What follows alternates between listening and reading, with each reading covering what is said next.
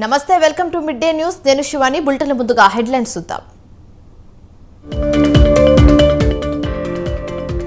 2.75 లక్షల కోట్లతో తెలంగాణ బడ్జెట్ ప్రజల సంక్షేమానికి కట్టుబడి ఉన్నామన్న భట్టి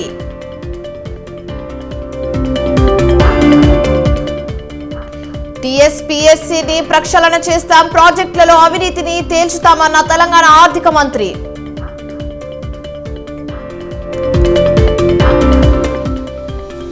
జనసేన టీడీపీ పొత్తులపై కసరత్తు 2 రోజుల్లో క్లారిటీ వచ్చే ఛాన్స్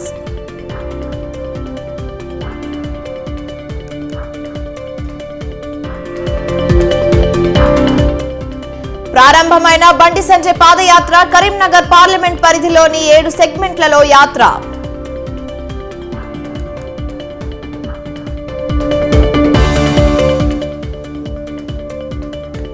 ఇంజెక్షన్ వికటించి 10 మంది చిన్నారులకు అస్వస్థత పరామర్శించిన టీడీపీ నేతలు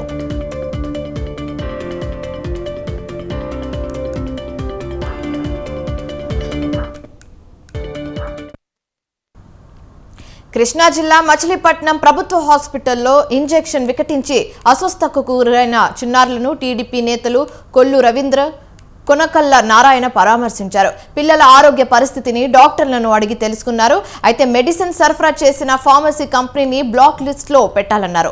అయితే చిన్నారుల ఆరోగ్య పరిస్థితి మెరుగుపడిందని, ఎటువంటి ప్రమాదం లేదని హాస్పిటల్ సూపరింటెండెంట్ రమేష్ టీడీపీ నేతలకు తెలిపారు. దీనిపై విచారణ చేపట్టేందుకు ఓ కమిటీ వేశామన్నారు. అయితే ఈ ఘటనపై పూర్తి స్థాయి విచారణ చేపట్టి బాధ్యతలపై చర్యలు తీసుకోవాలని కొల్లు రవీంద్ర కొనకల్ల నారాయణ డిమాండ్ చేశారు. జ్వరం వచ్చిందండి, బంగారంలో ఉన్నాడు పిల్లలు. నేను వచ్చింది నిమ్ము బాగా నిమ్ముందని ఆయన రోజువారీ ఇండిషన్ వేరే ఇండిషన్ మూలాన పిల్లలు రాత్రి ఎందుకు కాలిపోవటం, రాత్రి తెలవాలి అప్పుడు కూడా కంటిన్యూస్ పురుగు జ్వరం తగ్గడానికి జ్వరం మందులు వేస్తున్నారు. అయితే ఇంజెక్షన్ వికటించి 7 చిన్నారులు అస్వస్థతకు గురయ్యారు. పిల్లల విభాగంలో మొత్తం 15 మందికి చికిత్స ఇస్తున్నారు.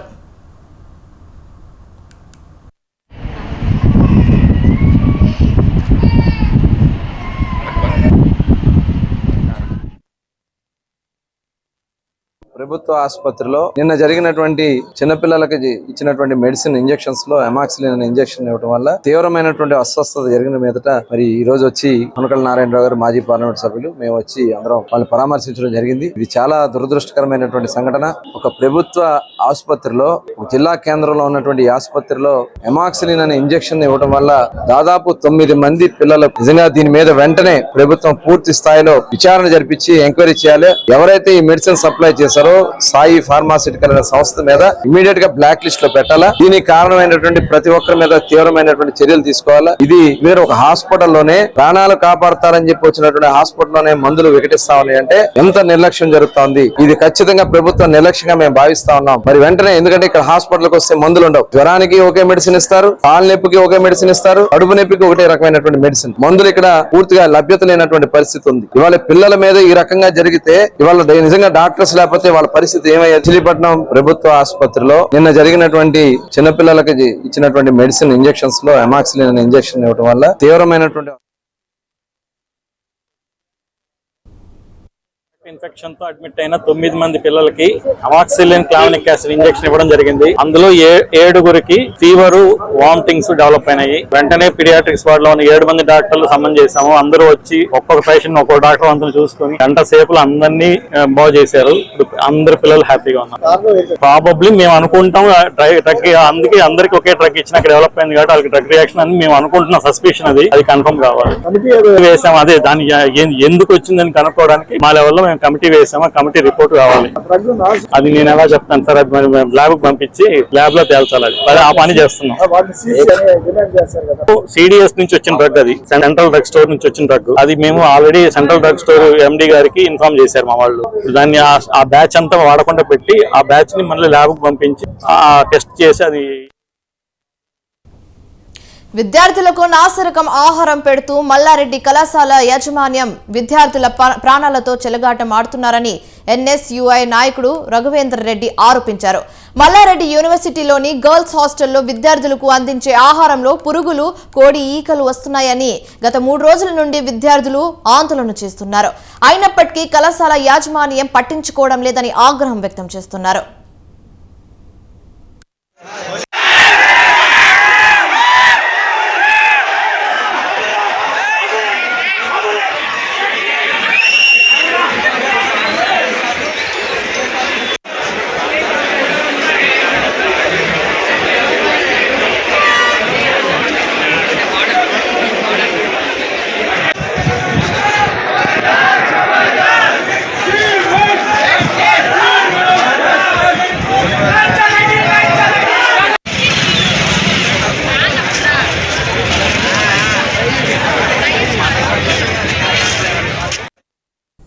యూనివర్సిటీ వైఖరికి నిరసనగా విద్యార్థి సంఘాల నాయకులు విద్యార్థులతో కలిసి యూనివర్సిటీ గేట్ వద్ద పెద్ద ఎత్తున ధర్నా నిర్వహించారు.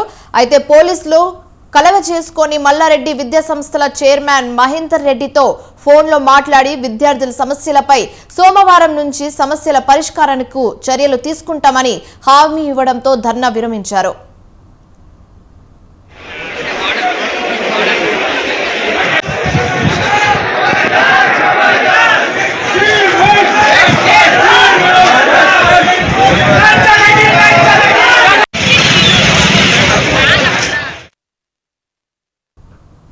రాష్ట్రంలో జగన్మోహన్ రెడ్డి చేస్తున్న అరాచకాలపై నారా లోకేష్ శంకరాభావం పూరించబోతున్నాడని అన్నారు గుంటూరు పశ్చిమ నియోజకవర్గ టీడీపీ ఇన్ఛార్జ్ కోవెలమూడి రవీంద్ర.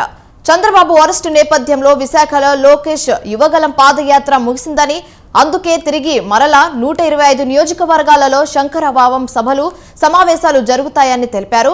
పేద, బడుగు, మైనారిటీ వర్గాల కష్టాలను తెలుసుకోవడానికి శంకరాభావం ద్వారా ప్రజల్లోకి వెళ్తున్నామని ఈ సందర్భంగా తెలియజేశారు.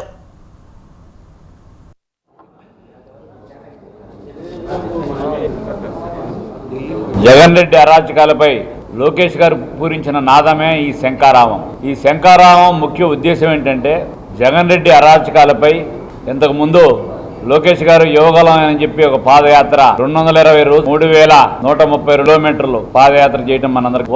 ఉత్తరాంధ్రలో పాదయాత్ర ప్రారంభమయ్యే దశలో ఏం జరిగింది? చంద్రబాబు నాయుడు గారు అక్రమ అరెస్టు వలన ఆయన యొక్క పాదయాత్రని విశాఖపట్నం వరకే కొనసాగించి ఆపేటిన తర్వాత యువగలం విజయోత్సవ సభ కూడా చంద్రబాబు నాయుడు గారు, పవన్ కళ్యాణ్ గారు ఆద్యంగా ఇప్పుడు 40-50 రోజుల్లో కొన్ని చోట్ల రోజుకు 2 లేదా 3 నియోజకవర్గాల్లో సుమారు మొన్న పాదయాత్ర ఏ నియోజకవర్గాల్లో జరగలేదు.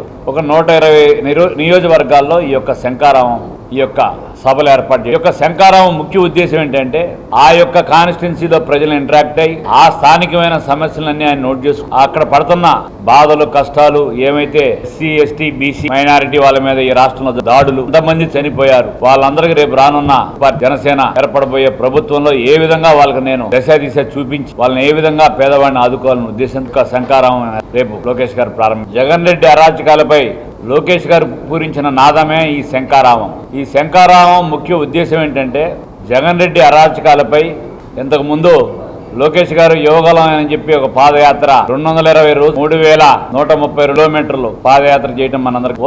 ఉత్తరాంధ్రలో పాదయాత్ర ప్రారంభమయ్యే దశలో ఏం జరిగింది? చంద్రబాబు నాయుడు గారు అక్రమ అరెస్టు వలన పల్లెకు పోదాం కార్యక్రమంలో భాగంగా కృష్ణా జిల్లా పామూరులో రాష్ట్ర బీజేపీ అధ్యక్షురాలు పురంధేశ్వరి పర్యటించారు. నిముకూరులో ఎన్టీఆర్ విగ్రహానికి పూలమాలలు వేసి నివాళులర్పించారు. అయితే ఈ కార్యక్రమంలో బీజేపీ నాయకులు, కార్యకర్తలు పాల్గొన్నారు.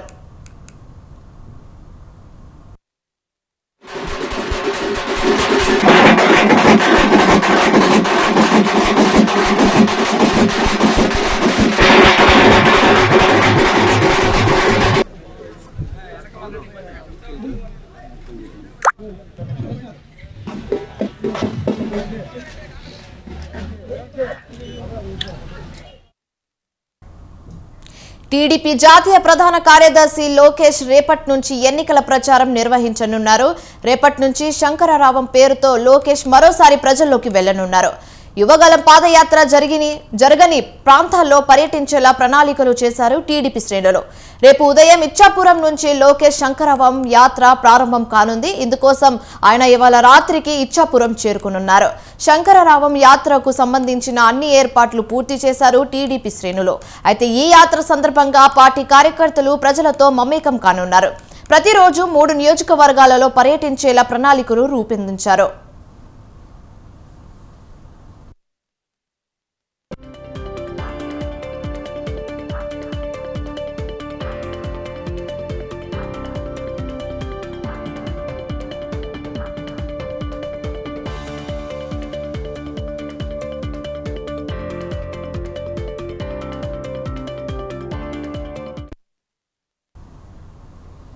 ఫిబ్రవరి 15న బంజారాల ఆరాధ్య దైవం సంత్ సేవాలాల్ జయంతి సందర్భంగా రాష్ట్ర ప్రభుత్వం సెలవు ప్రకటించింది.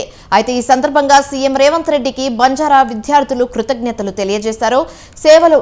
సెలవు ప్రకటించినందుకు ఉస్మానియా యూనివర్సిటీ ఆర్ట్స్ కళాశాల వద్ద సీఎం చిత్రపటానికి గిరిజన శక్తి ఆధ్వర్యంలో పాలాభిషేకం నిర్వహించారు.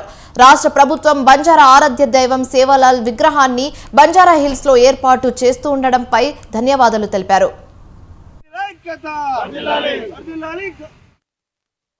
గౌరవ మంత్రివర్యులు కోమటిరెడ్డి వెంకటరెడ్డి గారు, అదే విధంగా ఎమ్మెల్యేలు, ప్రభుత్వ విప్ డాక్టర్ రామచంద్ర నాయక్ గారు, బాలు నాయక్ గారు, అదేవిధంగా రామదాస్ నాయక్ గారు, డాక్టర్ మురళీ నాయక్ గారు, అదేవిధంగా మాజీ ఎమ్మెల్సీ రాముల్ నాయక్ గారు ఇవాళ అందరూ కూడా కలిసి నిన్న అసెంబ్లీలో ప్రెస్ మీట్ పెట్టి ఇవాళ ఫిబ్రవరి 15న బంజారాల ఆరాధ్య దైవం సద్గురు సేవాలాల్ మహారాజ్ గారి జయంతి సందర్భంగా ఆప్షనల్ హాలిడేని డిక్లేర్ చేస్తూ అనౌన్స్ చేయడం జరిగింది. తెలంగాణ గిరిజన లంబాడి బంజారా సమాజం పక్షాన గిరిజన శక్తి రాష్ట్ర కమిటీ తరఫున ఇవాళ ముఖ్యమంత్రి రేవంత్ రెడ్డి గారికి, అదేవిధంగా మంత్రివర్గానికి, అదేవిధంగా గౌరవ ఎమ్మెల్యేలకి అందరికీ కూడా కృతజ్ఞతలు తెలుపుతా ఉన్నాం. అదేవిధంగా నిన్న ముఖ్యమంత్రి గారి దగ్గర జనరల్ కాన్స్టిట్యూన్సీలో ఉన్నటువంటి ఎమ్మెల్యేలు కూడా చాలా మంది కూడా ఇలా కోరడం జరిగింది. వాళ్ళందరూ కూడా ప్రత్యేకంగా కూడా ఇవాళ మా సమాజం తరఫున ప్రత్యేకంగా అభినందిస్తా ఉన్నాం, ధన్యవాదాలు తెలుపుతా ఉన్నాం. ప్రభుత్వం పక్షాన గౌరవ మంత్రివర్యులు కోమటిరెడ్డి వెంకట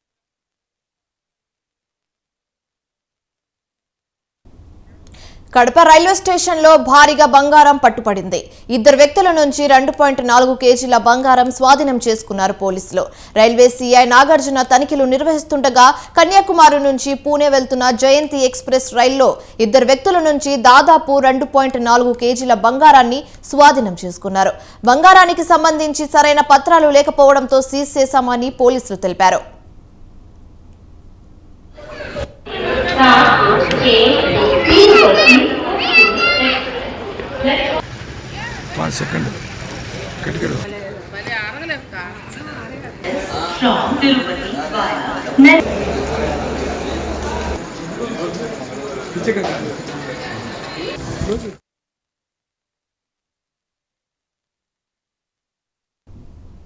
తమిళనాడులో ఎన్ఐఏ అధికారులు సోదాలు చేస్తున్నారు. రాష్ట్ర వ్యాప్తంగా దాదాపు 25 ప్రాంతాల్లో సోదాలు కొనసాగిస్తున్నాయి. ఇవాళ తెల్లవారుజాము నుంచే ఎన్ఐఏ సోదాలు కొనసాగిస్తున్నాయి. అయితే చెన్నై, మదురై పట్టణాలతో సహా 25 ప్రాంతాల్లో రైడ్స్ జరుగుతున్నాయి. 8 మండలాల్లో ఎన్ఐఏ అధికారులు ఏకకాలంలో సోదాలు చేపట్టారు. కోయంబత్తూరులో 2021 నాటి కారు బాంబు కేసుకు సంబంధించి ఈ సోదాలు జరుగుతున్నట్లు తెలుస్తోంది.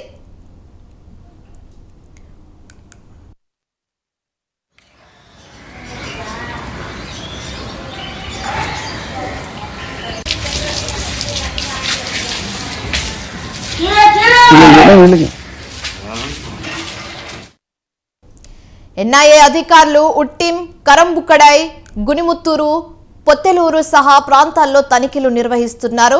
ఉట్టిం అల్ అమ్యేనెక్ దగ్గర ఏచి మొచాకిన్ అపీపూర్ రక్షకుడు ఇంట్లో సైతం నేషనల్ రీసెర్చ్ ఇన్స్టిట్యూట్ అధికారులు సోదాలు చేశారు.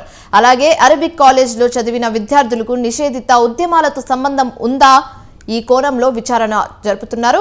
అయితే నేషనల్ రీసెర్చ్ ఇన్స్టిట్యూట్ అధికారులు చెన్నై, దురై, నొలియాతో సహా తమిళనాడు అంతటా వివిధ ప్రాంతాల్లో రైడ్స్ చేస్తున్నారు.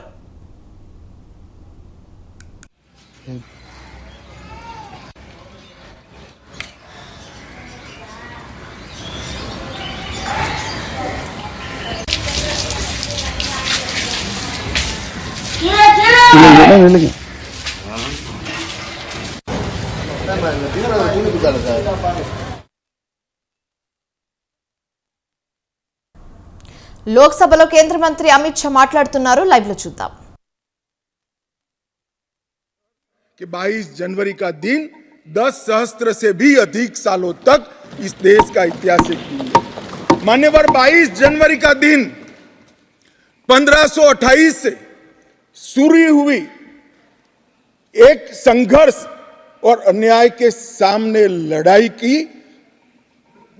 का एक आंदोलन के अंत का दिन है। 1528 से चली हुई ये न्याय की लड़ाई यहां पर समाप्त। मान्यवर 22 जनवरी का दिन करोड़ों भक्तों के आशा आकांक्षा और सिद्धि का दिन है। उनकी आज आशा आकांक्षाएं सिद्ध हुई है। मान्यवर 22 जनवरी का दिन भारत की, समग्र भारत की, मैं चाहूंगा कि समग्र भारत पर पूरा सदन गौर करे।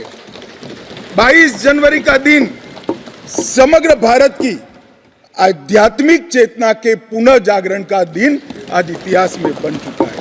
मान्यवर 22 जनवरी का दिन महान भारत की यात्रा की शुरुआत का दिन है। 22 जनवरी के दिन मां भारती को विश्व गुरु के मार्ग पर ले जाने को प्रशस्त करने वाला दिन मान्यवर बनने वाला है। मान्यवर ये देश की कल्पना राम और रामचरित्र के बगैर कर ही नहीं सकती। जो इस देश को पहचानना चाहते हैं, जानना चाहते हैं, जीना चाहते हैं, राम और रामचरित मानस के बगैर वो जी ही नहीं सकते। राम का चरित्र और राम ये देश के जनमानस का प्राण है। ये सबको समझना चाहिए, सबको स्वीकारना चाहिए। और इसीलिए मान्यवर हमारे संविधान की पहली प्रत से लेकर महात्मा गांधी के आदर्श राज्य की कल्पना को राम राज का नाम दिया गया। संविधान में भी राम दरबार को स्थान दिया गया। मान्यवर जो लोग राम के अलावे भारत की कल्पना करते हैं वो भारत को नहीं जानते, वो हमारे गुलामी के काल का प्रतिनिधित्व करते हैं। मान्यवर राम व्यक्ति नहीं है, राम प्रतीक है। करोड़ों लोगों का आदर्श जीवन कैसे जीना चाहिए, इसीलिए उनको मर्यादा पुरुषोत्तम किया गया। राम का राज्य किसी एक धर्म, एक संप्रदाय के विशेष के लिए नहीं है। राम का राज्य, आदर्श राज्य कैसा होना चाहिए, इसका प्रतीक न केवल भारत, समग्र दुनिया के देशों के लिए बना हुआ है मान्यवर। और इसलिए मैं मानता हूं कि राम और राम के चरित्र को फिर से प्रस्तावित करने का काम 22 जनवरी को हुआ है, मोदी जी के हाथ से हुआ है। वो इस देश के लिए सौभाग्य का विषय है। मान्यवर हम सब उन सौभाग्यशाली लोगों में से हैं जो 1528 वहां पर राम मंदिर देखना चाहते हैं। पीढ़ियां चली गई, हजारों लोग, लाखों लोग शहीद हुए, संघर्ष किए, आंदोलन किए, मगर ये दिन देखना स्वप्न में नहीं आया। आज हम सब बहुत सौभाग्यशाली है कि इस देश को हम देख सकते हैं। मान्यवर भारत की संस्कृति और रामायण को अलग कर कर देखा ही नहीं जा सकता। कई भाषाओं में, कई प्रदेशों में और कई प्रकार के धर्मों में भी रामायण का जिक्र, रामायण का अनुवाद, रामायण से बनी परंपराएं और रामायण को अपने राष्ट्रीय चेतना का एक आधार बनाने का काम हुआ है। कई सारे रामायणों का उल्लेख है। संस्कृत में वाल्मीकि रामायण, आध्यात्म रामायण, आनंद रामायण, अवधी में रामचरितमानस, ओडिया में 13 प्रकार के रामायण, तेलुगु में रंगनाथ रामायण, रघुनाथ रामायण, कन्नड़ में कुमुदेंदु रामायण, तोरवे रामायण, बतलेश्वर रामायण, असमिया में कथा रामायण, सप्तकांड रामायण और शंकरदेव ने भी वरगीत के अंदर रामायण का वर्णन किया। बंगला में भी रामायण मिलेगा, कश्मीर में भी राम अवतार चरित मिलेगा, बौद्ध परंपराओं में भी हनुमान जातक में रामायण का जिक्र मिलेगा, मैथिली में भी रामायण है, पंजाबी में गोविंद रामायण है। इतना ही नहीं, ओवैसी साहब चले गए, मुल्ला मसीही ने भी रामायण मसीही लिखकर सबके लिए इस आदर्श को प्रस्तावित किया है। कई सारे देशों में भी रामायण को स्वीकारा है और एक आदर्श ग्रंथ के रूप में प्रस्तावित किया है। विदेशों में नेपाल, जावा, इंडोनेशिया, कंबोडिया, तिब्बत, ये सभी देश भाषाओं में रामायण का अनुवाद भी हुआ है और उससे प्रेरणा भी ली जाती है। हमारे यहाँ आदिवासी जीवन भी